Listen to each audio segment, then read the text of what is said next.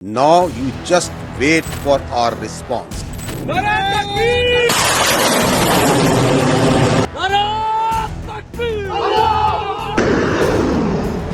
کہا تھا ہم تیار ہیں، ہمیں نہ آزمانا، مگر بھارت باز نہ آیا۔ پہلگام واقعے کی آڑ میں بھارت نے پاکستان کے خلاف جارحیت کا سلسلہ شروع کیا تو پاکستان نے پہلے تحمل کا مظاہرہ کیا، بھارت کو موقع دیا کہ وہ باز آ جائے، مگر طاقت کے نشے میں چور مست ہاتھی بنا بھارت باز نہ آیا۔ جنگی جہازوں کا لشکر لے کر پاکستان پر حملہ آور ہوا، اور پھر وہ ہوا جس کا کسی نے نہ سوچا تھا۔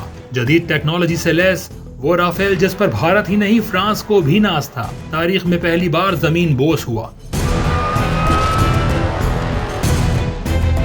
دنیا حیران تھی اور بھارت ہزیمت کا شکار۔ 3 رافیل سمیت 5 طیاروں کے جنازے اٹھانے کے بعد شاہینوں کے خوف سے بھارت نے اپنے طیارے دوبارہ تو فضا میں نہیں اڑائے، مگر پاکستان کو اشتعال دلانے اور پاکستانی اثاثوں کی ریکی کے لیے سرحدی حدود کی خلاف ورزی کرتے ہوئے اسرائیلی ساختہ حروف ڈرون ملک کے مختلف شہروں میں بھیجے، مگر اس مرحلے میں بھی اسے منہ کی کھانی پڑی۔ ہر شہر اور ہر قصبے میں آنے والا تقریباً 100 ڈرون مشن مکمل کیے بغیر ہی زمین بوس ہوئے، اور اسرائیلی ٹیکنالوجی دنیا کے سامنے اس انداز میں برباد ہوئی کہ حروف اپنے قصیدے پڑھنے والوں کی نظر میں ہی مشکوک ہو گیا۔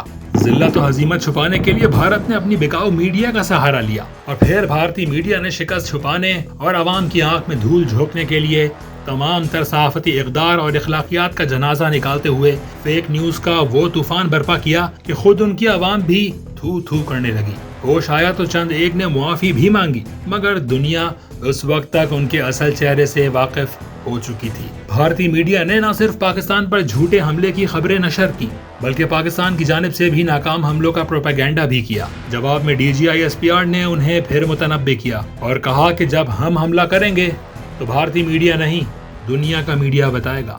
یہ میں آپ کو یقین دلاتا ہوں، یہ ان کو بھی اچھی طرح پتہ ہے کہ جب پاکستان اپنی ٹائم، پلیس اور اپنے مین سے چوزنگ کے ساتھ جب حملہ کرے گا، اگر وہ when پاکستان will strike، تو ہمیں اور آپ کو انڈیا کے میڈیا کی ضرورت نہیں اسے بتانے کی۔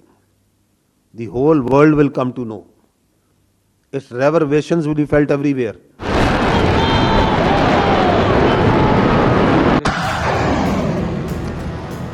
اور پھر وہی ہوا۔ اگلی شب جب بھارت نے ننگی جارحیت کا مظاہرہ کرتے ہوئے پاکستان ایئر فورس کے نور خان بیس، مرید بیس اور شورکوٹ بیس کو نشانہ بنانے کی ناکام کوشش کی، تو پھر دفاع وطن پر مر مٹنے کا جذبہ لیے مسلح افواج نے آپریشن بنیان المرصوص کا آغاز کیا۔ تو پھر آدم پور، ادھم پور، بٹنڈا، سورت گڑھ، مامون، اکھنور، جموں، سرسا اور برنالہ کے ایئر بیسز اور فیلڈز کو تباہ کیا۔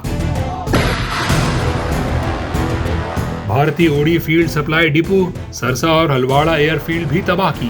پاکستانی فتح 1 میزائل سسٹم کے ذریعے متعدد بھارتی اہداف کو نشانہ بنایا۔ آدم پور میں پاک فوج نے JF-17 تھنڈر سے بھارتی ایئر بیس پر ہائپرسونک میزائل سے $1.5 ارب مالیت کا ایئر ڈیفنس سسٹم S-400 تباہ کر دیا، جس نے بھارت کا سارا غرور ملیا میٹ کر دیا اور اسے گھٹنے ٹیکنے پر مجبور کر دیا۔ اور پھر بھارتی ناکامی کے اعتراف سیز فائر کی صورت میں سامنے آ گئے۔